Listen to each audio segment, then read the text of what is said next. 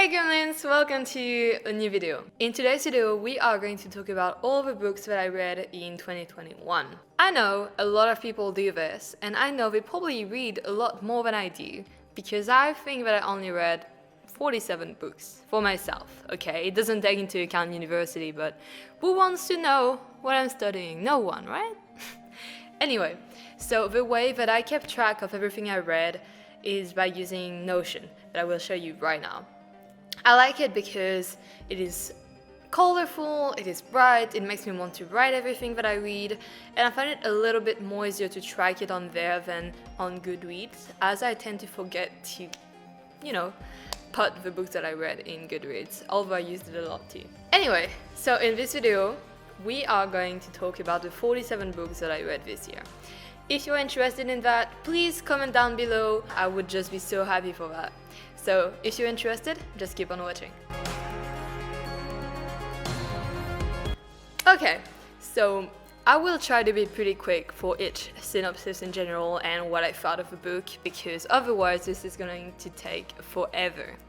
I think that this year I did a good mix between non-fiction books and fiction books. So the first part of the year was really about essays and just political views, and the second part was more about fiction and fantasy in general, because that's what I love the most. Also, a little disclaimer, I guess, I am French, so obviously there are some books that I read in French, and therefore I will mention the French names, because I think that not all of them are published in English. So, saying that, we'll start and talk about the first book, which is a French essay named Tempêtes microbiennes. This book is an essay which tries to make a reflection on why we are facing sanitary threats in the world that we live in, and how states have been aware of these threats for more than 30 years now, and why and how we are preparing for these.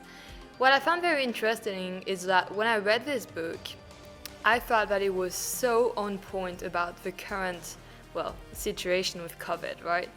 But this book was published in 2013, meaning that it was a long time ago, and even then it was already talking about lung diseases and zoonosis. And reading this, I felt like states were not prepared, although they should have been, knowing that this would happen since at least 2008. However, I also don't think we can blame the states. Anyway, this is not a political debate. All I have to say is this book was amazing just because it made me realize that, yes, it is something that was really shocking for everyone here, but it was pretty previsible, and just like any other future pandemics that are also previsible due to human impact on, our ecosystems, of course. So for this book, I gave it a 4 out of 5. I think that it is a great book just to read and to understand politics, and especially in America and Europe, and how and why we were not prepared for this pandemic. The second book that I read is amazing. I talked to you about it in my favorite of the month. It is, of course, Jane Eyre by Charlotte Bronte.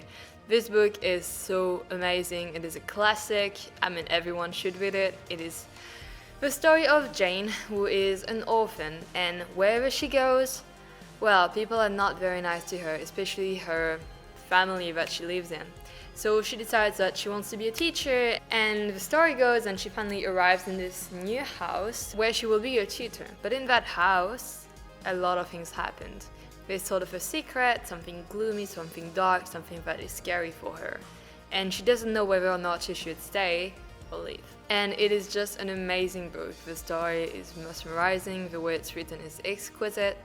And I love Jane. I cried at the end, and I'm probably going to read this book over and over again just because it is such a staple for me. So I gave it, of course, a 5 out of 5.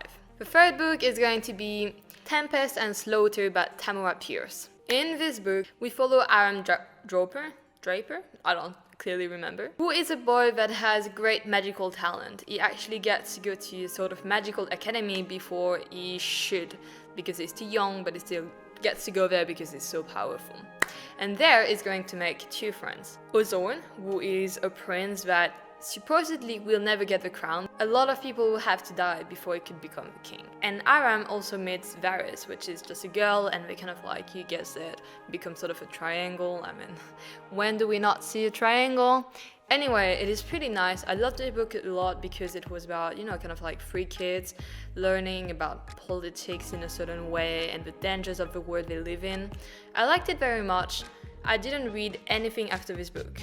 And it is important to know that this book is actually a prequel to the Numer Chronicles. So Aram is going to become a very, very powerful and known magician, Ozone, a king, like... It's not a spoiler considering that it's literally a prequel. But it was a great book just because it was easy, nice, I mean there was a bit of blood and stuff, but it's just a nice book that I really enjoyed. I would not read after that because it wasn't that amazing, and I gave it a 3 out of 5. The next book I read was Energy Without Conscience, Oil, Climate Change and Complicity, written by David McDermott Hughes. I hated this book. It was so boring, so annoying. Of course, it is about climate change and the environment because it is what I'm studying. But basically what I said about it was, although the subject was interesting, the study was only centered around Trinidad because it was like a case study. The book just didn't bring anything new. It was sort of cliche, just the usual, oh, they are a poor place and now they have to suffer the impact of environmental change because of bigger countries, and then they were about to do things that are not good for them, but they could not say, no, you can't buy my country to do things that are gonna harm the environment because then we are going to, well, die. I mean, you're an island, so... but it was really this thing of like, oh, these are bad guys, these are nice guys, and I think it's way too simplistic when we're talking about countries' dynamics. So I got very bored and very upset. It just seemed all very cliche, and I felt like it was not bringing anything new to the debate of who is at fault for climate change. The only thing that was kind of good about it, I guess, is it was very anthropological, of course, and it has a lot of history around Trinidad, which is interesting if you want to know about it, but for me it was just not what I was looking for. So of course that was a 1 out of 5, and honestly I would probably give it a 0 maybe, so not great. The next book was What Money Can't Buy, The Moral Limits of the Markets, written by Michael Sandel. So Michael Sandel is such an amazing teacher. You can see some of his class that he does in Harvard that are published online, and it's just great. It's very ethical questions. Well, of course it's going to be about philosophy, and I don't know, I really like him as a person and as a teacher. As a book writer, I found it a little bit oversimplified. But basically in this book we consider the role of the market and money and what they do in our society. I took a lot of notes for this book just because there were a lot of things that I found nice. I mean, it was easily written, right? It's a kind of book you're gonna think, wow, this is so wrong, why do we do that, and why can money do that? But it doesn't really bring an answer. It is just more of a criticism of society, which is good, but it just didn't really feel that novel to me. So I think it was an okay book, not amazing, but not so bad, so a 3 out of 5. The next book was Precarious Japan, written by Anne Allison, and if you just care about Japan or about the feeling of loneliness that we can all have in our society today, read this book. It is such a good book. So it is basically a book about modern Japan and how people can experience the feeling of being homeless, whether it is in real life or figuratively, by feeling cast out by society or by a system that they feel, especially for young people, as too old for them. And it's a very heartbreaking book. I mean, it was for me. And it made me open my eyes on a reality about Japan that I actually didn't know about. So it's good to know the good sides of Japan and then the bad sides. And I think this book was amazing for that. And I think it is very actual, whether it is about Japan or about society as a whole in the entire world. The next book was L'Art de la Révolte, Snowden, Assange, Mourning. It's basically just a book talking about Snowden, Assange, and Mourning. And it was pretty boring. Nothing to say really much. It was pretty bad. 3 out of 5. I don't even remember anything spatially. I just remember reading the first part and being like, is that gonna be the same for the entire book? And it was, so don't recommend that. The next book was Strangers in Their Own Land, and this one was good. Written by Ali Russian Orshield. And it is basically a book talking about how the Tea Party movement can be, against environmental policies. Well, policies trying to make something good for the environment when they live in Louisiana. And in Louisiana, you do have a lot of problems related to environmental change. So it's kind of breaking down the wall between your political views and them, and see the humans behind the political party and understand each other. I love this book because it made me realize that yes, we do things that are very paradoxical, and at the same time, now hearing the point of view, I understand them a bit better than I did. Do I agree? No, but I understand them better. So that was a 5 out of 5. Then Zucked, Waking Up to the Facebook Catastrophe, written by Roger McNamee. This book felt like a revenge. Roger McNamee and Zuck have a history together of working together, and then Roger being cast off Facebook. Just a whole story, and honestly, I just felt like this book was just about taking the piss at Facebook, and it didn't feel very genuine. Facebook, of course, is problematic. There's so many negative things about it, and I'm not for Facebook in general. That's the reason why I don't even have Facebook myself anymore. But this book just felt too personal. I think I would not recommend it. I would if you really don't know the problems around Facebook. It's good to be informed, but I think you can find better articles online rather than having to read a book that is a vendetta. So I gave it a 2 out of 5. Then I read The Industries of Your Future, written by Alex Ross. And it wasn't a great book, but it was pretty interesting. Interesting enough that I still think about certain moments of the book in my day-to-day life. So it basically touches on the subject of innovation, and especially on robotics, artificial intelligence, genomics, and how genomics is going to be used in the market. And you also have the idea of cybercrime. So it's really about what the future is going to bring us and how we can use it in different ways. It was interesting, not extremely amazing. Again, read articles online, they probably could give you more than that. But it was a good introduction, I guess, for people that don't really know about these topics too much. So I think I gave it a 3 out of 5. Then I really went into fiction books. The first fiction book I read after that was Shadow and Bone by Leif Artigo, and I don't understand the hype. I saw everyone talking about the Grisha book series and how amazing it was. I disagree. The first book, I gave it a 2 out of 5. Realistic, it probably would be a 2.5. You basically follow Alina, and she's just your normal girl. She lives in a universe where there are Grisha soldiers, and they basically do sort of war. The Grisha are people that have powers. Alina, she's just your normal typical girl. Or is she? Anyway, and then you have the Fold, which is something that people have to cross, but you have these terrifying creatures that are gonna kill you if you cross it. Anyway, the story is basically Alina evolving in this landscape of magic and war and power. There was an adaptation on Netflix which I actually loved. It was amazing, and I think it was far better than the book. The book itself was really annoying, but I tried to read the second one, which was Siege and Storm. I did not finish this book. I actually listened to it as an audiobook, and Alina spent her time shouting the name of someone over and over again. Literally just saying, help me, all the time. I would just slap her in the face if I could. She was so annoying, she was just so weak when her character should be strong.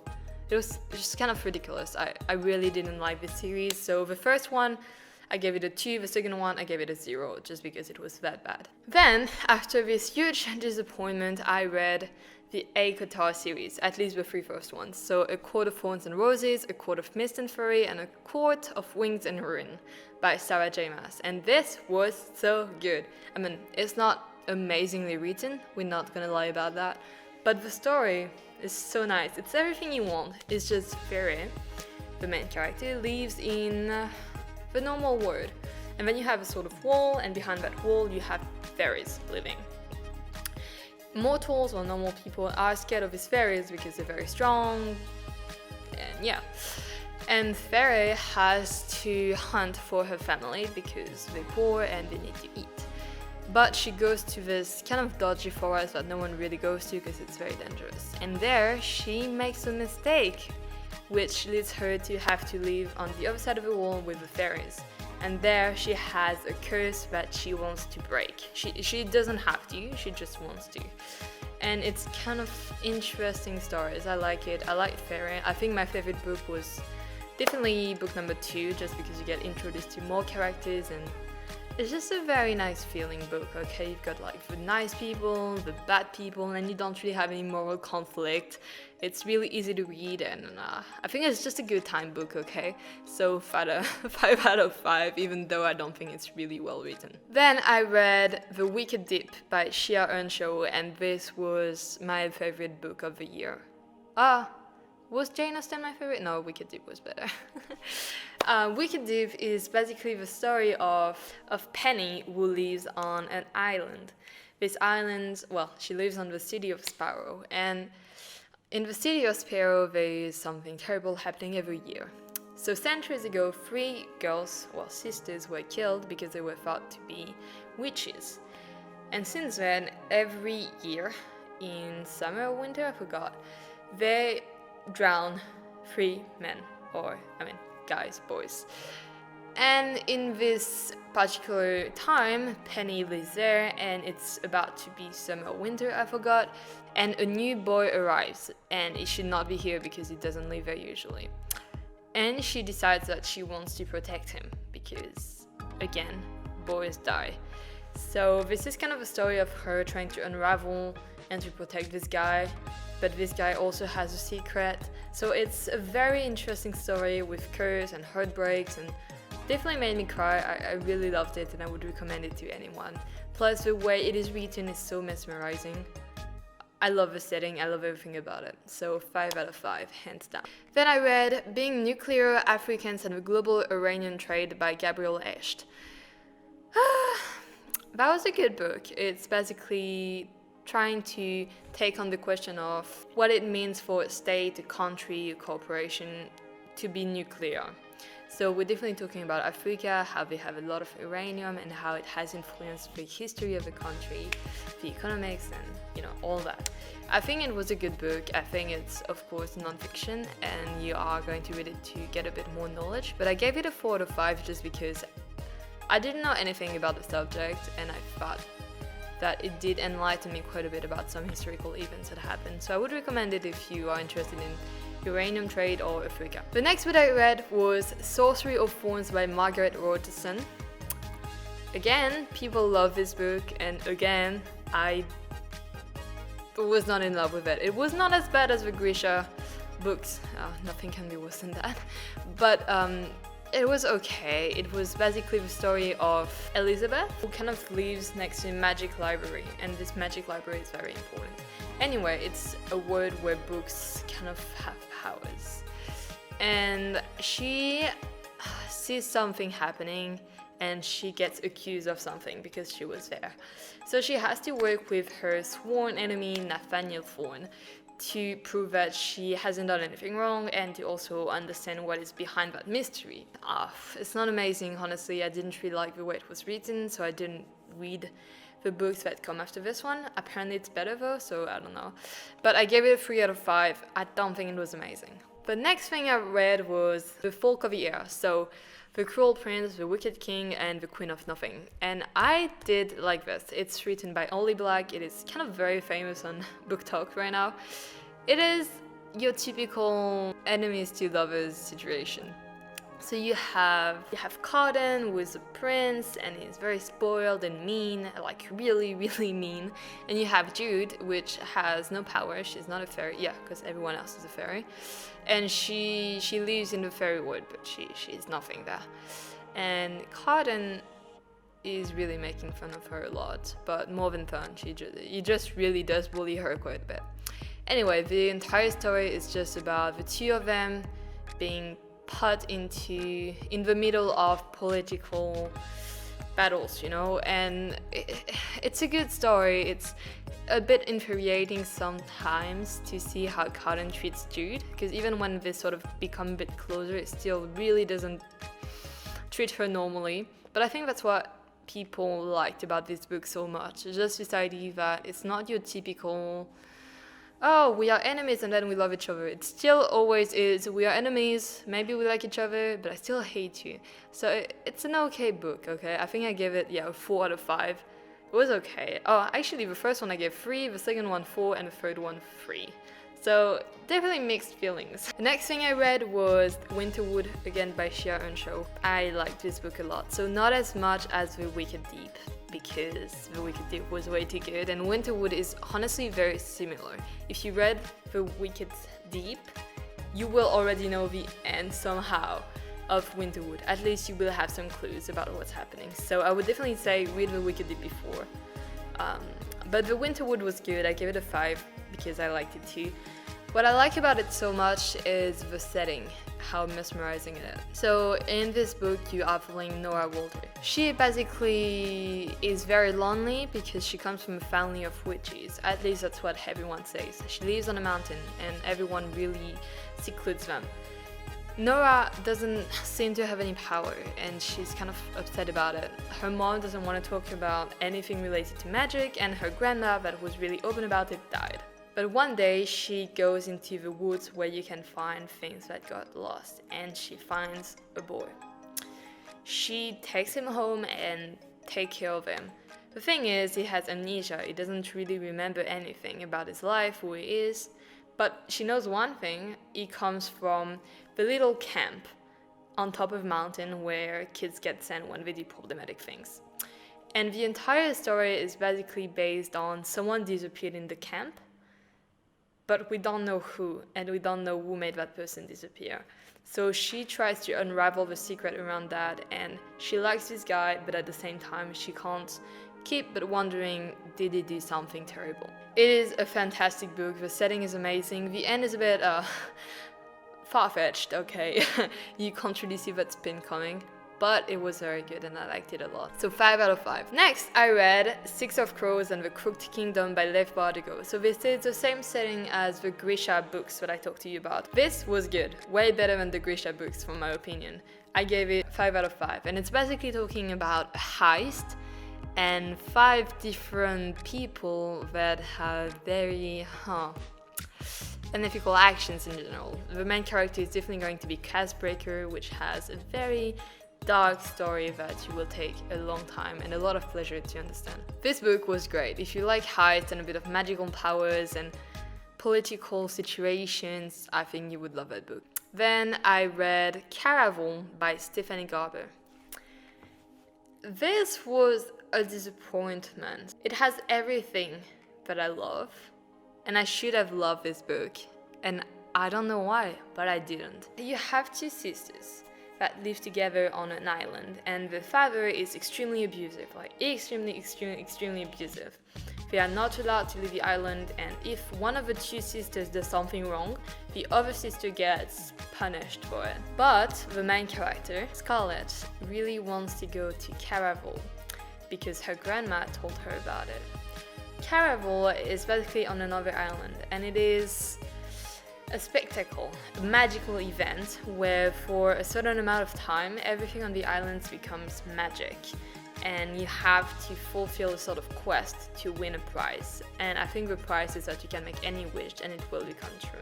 So of course Scarlett really wants to go there, and by whatever magical miracle she gets invited to the island, because you can't ask to go there, you need to get invited. Anyway, she and her sister manage to kind of escape from the island and go there. But as soon as Scarlett arrives on the island, her sister disappears. And it seems that the aim of the game this year is to find her sister. So it is magical, but I found that the idea of it was far better than the execution. So I only gave it a 4 out of 5. And there are 2 more books after this one, and I don't think I will read them because it's a different POV. But I think it could have been done better, and I was a bit disappointed about it. The next book I read was The Year of a Witching by Alexis Henderson. So this is definitely going to be way darker. It's not a horror story, but I think a lot of people do think it is. It is basically very dark. You have Emmanuel, which is a girl that everyone hates because she lives in a cult. It's literally a cult, there's nothing else to call it, where men have a lot of power over the women. And her mother, did something that is considered to be very unholy because basically the cult is made out of very strong believers and they are trying to fight what is called the witches that live in the woods. And Emmanuel's mother is hated because she went to the woods and she gave birth to Emmanuel in the woods. So basically Emmanuel has to spend her entire life feeling guilty and treated very badly by people because of what her mother did. This book is not very well, it's not amazing. I only gave it a 2 out of 5. I thought the story was not already, it was sort of obvious, to be honest. I really did not like anything in particular. I think the setting was well done. You had really this feeling of you can't get out of the cold and it's hard to leave everything behind. But I was just not a fan of it. I also found that the romance in it was very cheesy. It was very, oh wow, you are the obvious person I should not fall in love with, but I will. It's just not great. I would not recommend it. Then I read Hitley's Serpentine and Crimson Death, which are 3 books that are part of the Anita Blake series. So I'm not going to tell you the summary of these because of course there are books 20, 26 and 25. So basically the beginning synopsis of Anita Blake is, by the way, Anita Blake is my favorite series ever. You have Anita, whom is a necromancer, and basically she's a very, very strong necromancer, and she is going to be put in the middle of the intrigue in her world where there is vampires, werewolves, and a lot of different clans. So she basically has helped everyone out in a certain way. And the entire series is about that, just her relationship with different characters. It is very good, very, very good. But I would not recommend any book after book 8, just because they become a bit too centered around something I don't like. So for these books, I think I gave 4, 2, and 2. Then I read The Passage by Justin Cronin. What a disappointment. I wanted to read these books for years. And when I did, I loved the first part of the book. It is a very big book. So the first part is just so good, so well written. You really feel like you need to read everything. And the second part of the book, that was terrible. It was horrendous. I don't understand how anyone could read that. But basically it follows Amy, who is a little girl. And she kind of gets abandoned. But it turns out that for whatever reason, the government wants to get this kid, and different people want to get this kid. And it's a very nice story at the beginning. So I'd say read the first part, ditch it for the second one. I think there's a series on that too, although I did not watch it. Then I read The Once and Future Witches by Alex Harrow, and it was just bad. I would not recommend it. I think it was cheesy, it was easy. It was about 3 sisters that get separated in life because they all want to do their own lives, basically. And they get put back in one city by mysterious circumstances. And basically what they are is witches. And they are trying to make every woman feel like feel empowered and harness their powers because every woman can be a witch. It's not great. Honestly, I just didn't really feel amazed by it. So I gave it a 3 out of 5. Then I read The Black Witch, The Iron Flower, The Shadow Wind, which are all part of the same series. And it is written by Laurie Forrest, and I did really like the series. So in this story, you are following Eloren, who is the granddaughter of a very powerful mage. And basically this mage is loved by everyone because she sort of made a country win a war. But Elloren, unlike her grandmother, has no powers whatsoever. Or does she not? Anyway, and she gets to go to an academy that she really wants to go to. The thing is, when she arrives there, let's put it into context. She lives in a society that is sort of really racist against any other people. And basically the gardeners are feeling themselves and treat everyone else like garbage. And she was, like anyone of her caste before. But then when she arrives at the university, she sort of starts understanding that people are lying, that the war was not what it seemed to be, and that maybe people from other races are not as bad as she thought. And the entire series is just about Elloren harnessing her own power and trying to understand what is okay and what is not to do in her society, and if she actually wants to be part of the family of her grandmother, who was maybe not so great as everyone thinks she is. So I liked this series a lot. There's still book 4 that is going to be published next year, and I can't wait because I fell in love with all the characters of the series, and I can't wait to find them again. Then I read The City of Brass. It was good. I put a 4 out of 5, but I'm not going to read what comes after. It is the story of Navi, and Navi is a huge con artist. She lives in Cairo, and she kind of does her day-to-day life as she wants. But one day, as she's performing as a sort of magician, which she's not, she's just faking it, she does by mistake call a djinn. And basically, the entire story is Navi having to quit her city and having to travel to the city of Brass, where all the jinns live. She will be propulsed into very political schemes, and she will have to decide what she wants to do in the middle of all of that. I loved book number 1. I think it was really well written. I did not read book number 2 and 3, but I spoiled them because I just thought that I would. At the end of book 1, I felt like I knew the end of book 3. And spoiling myself these books made me realize that yes, I did.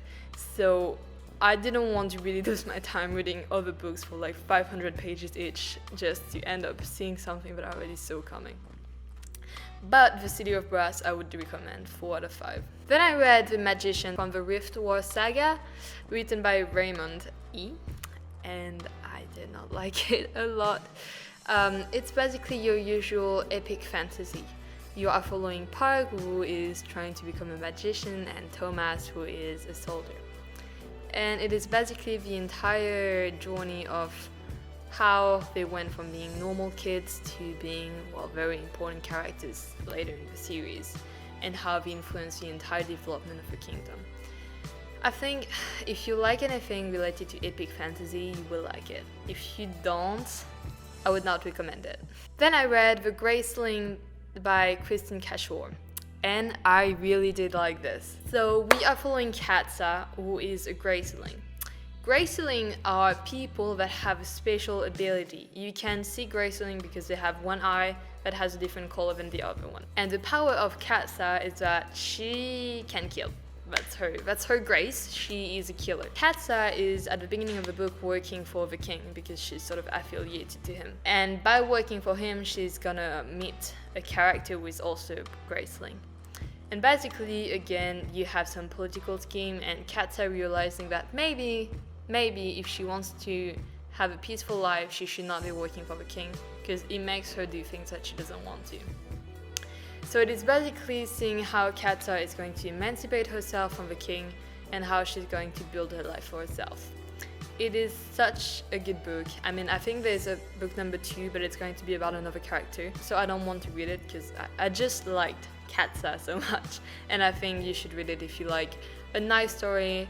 I think it's original. I haven't read anything like it before, and I liked it. 4 out of 5. Then I read The Wrath and the Dawn by Rene Hadid. I heard about this book a lot. It is supposed to be a retelling, it is actually a retelling of 1001 Nights. I was not a fan. I like retellings usually, but I thought it was very obvious where the book was going to go from the beginning. I don't really like books that are too predictable, And I didn't like... If there's something I don't like in books is bad romance plots. And this has everything you would hate about romance plots that are not well made. So I like the characters, but I'm not going to read the next ones just because I'm not interested. But I think it's a nice story, and maybe you will like it more than I did. Then I read an entire series by Maria V. Snyder. So I read Poison Study, Magic Study, Fire Study, Shadow Study, Night Study, Dawn Study. So 6 books.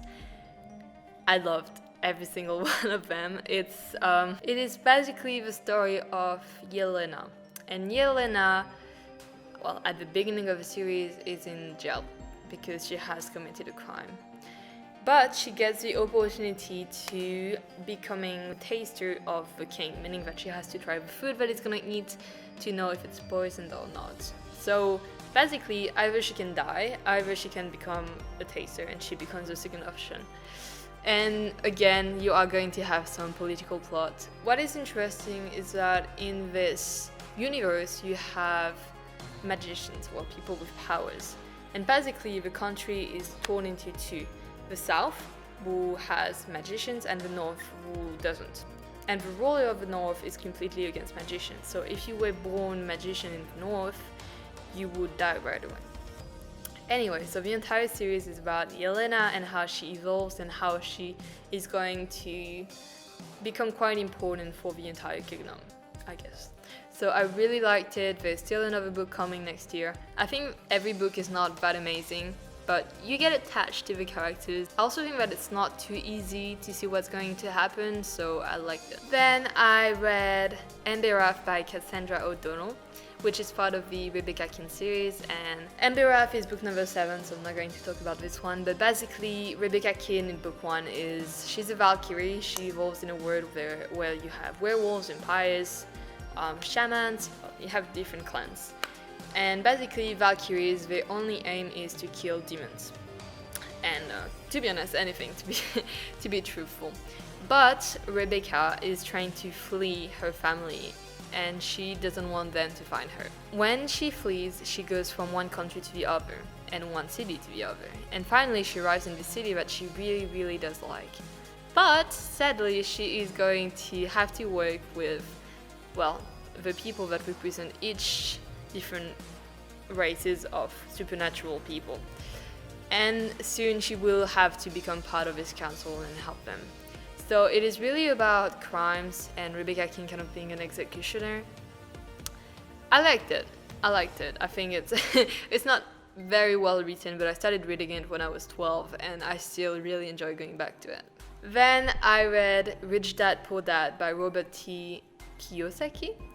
And I mean, everyone sort of knows about this book by now, but it's basically the story of a man, so the writer, who explains that he was educated by a rich dad and a poor dad. The rich dad was someone that always tried to see the good things and to create an empire even though he didn't have anything at the beginning. And the poor dad, which is funny enough, had a lot of money but never really learned how to create more abundance for himself. And by reading this book, you are going to understand some principles of economics and how people put themselves in risky financial situations. It is basically just a self-development book, and I think if you don't have any knowledge on economics, it could just give you a little bit of basics. I really did like this book and I gave it a 4 out of 5. But I think it's a very good book. And finally, the last book I read so far is the Atlas 6, so the number 1 of the Atlas series, written by Olivia Blake, and I finished it 2 days ago and I'm still not sure how I feel about it.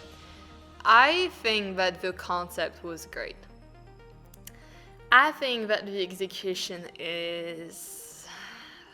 it's not very well written, okay. I don't think it is, at least. So the idea of the book is that you have the Alexandria library, which in our real situation and world has been destroyed, but in this book it was not destroyed. And it is basically kept alive by the society, and it's hidden. And every, I don't know how many years, the society picks 6 of the most powerful people with gifts in the world and makes them go through a selection process to be part of the 5 people that will join the society. It is a world where people have gifts. So the 6 people we are following are 2 physicists. They can create fire, they can challenge gravity, they can do anything related to matter. You have an empath, which is someone that can control your emotions, know what you feel. You have someone that can read your thoughts. You have a girl that is basically the mother nature. Every time she's near a plant, it's gonna grow, and nature talks to her. And finally, you have a guy that can see through illusions. Basically, when people put charms or anything, he can see through that right away. It is a good book. I think it could be better. I'm a bit worried for book number 2. I think it's only a duology, and the second book is going to be published next year. I'm a bit worried because to me the ending was very obvious. So we'll see how this goes, but so far I gave it a 4. I did enjoy it. I read it in less than a day. So I think you should read it too. But would I think it's the best one of the year? Absolutely not. So these are basically all the books that I read this year. I don't know if you read any of them, but if you did, please tell me down below. I would love to know your thoughts about them. And again, just saying, these are my personal opinions. You can have completely different ones, and I think that's what is amazing about books. Everyone can read them and have different feelings about them. So if you enjoyed this video, please put a like or subscribe, and I'll see you for another one. Bye.